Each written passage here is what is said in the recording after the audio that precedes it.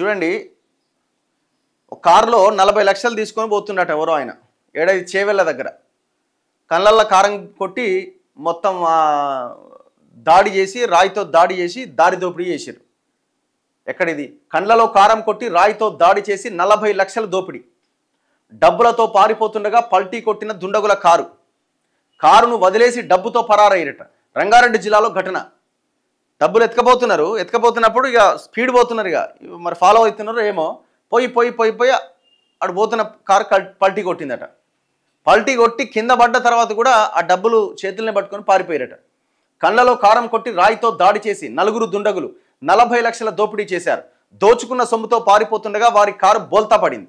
అనంతరం కారు అక్కడే వదిలేసి డబ్బుతో పరారయ్యారు. శుక్రవారం రంగారెడ్డి జిల్లా శంకర్పల్లి మండలం కొత్తపల్లి గ్రామ శివారులో ఈ ఘటన జరిగింది. హైదరాబాద్కు చెందిన వ్యాపారి రాకేష్ అగర్వాల్ తనకు రావాల్సిన 40 లక్షలు తీసుకొచ్చేందుకు తన దగ్గర పనిచేసే మణి సాయిబాబాను వికారాబాద్కు పంపించాడు. వీరు శుక్రవారం మధ్యాహ్నం వికారాబాద్లో 40 లక్షలు తీసుకుని ఫోర్డ్ కారులో హైదరాబాద్కు తిరిగి వస్తున్నారు. జిల్లాలోని మాసానిగూడ గ్రామ శివారులో షిఫ్ట్ కారులో ఒక 4 గుర్తు తెలియని వ్యక్తులు వారిని వెంబడించారు. హుస్సేన్పూర్ గ్రామ శివారులో నిర్మానుష్య ప్రాంతంలో వాహనాన్ని అడ్డగించారు. కారు నడుపుతున్న మణి కండ్లలో కారం కొట్టి వెనక కూర్చున్న సాయిబాబాపై రాయితో దాడి చేసి 40 లక్షలు ఉన్న బ్యాగు లాక్కొని పారిపోయారు. కారులో పారిపోతున్న క్రమంలో కొత్తపల్లి గ్రామ శివారులో దుండగుల కారు అదుపు తప్పి పక్కనే ఉన్న కల్వర్టుకు ఢీకొట్టి బోల్తా పడింది. వెంటనే నిందితులు కారు అక్కడే వదిలేసి డబ్బు తీసుకొని పారిపోయారు. ఒకరిని పట్టుకున్నారట.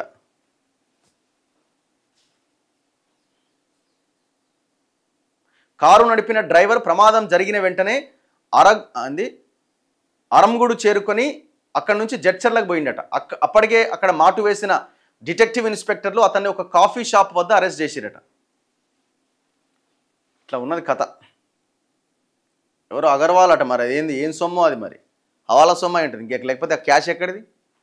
వీళ్ళదంతా అదే కదా దందా.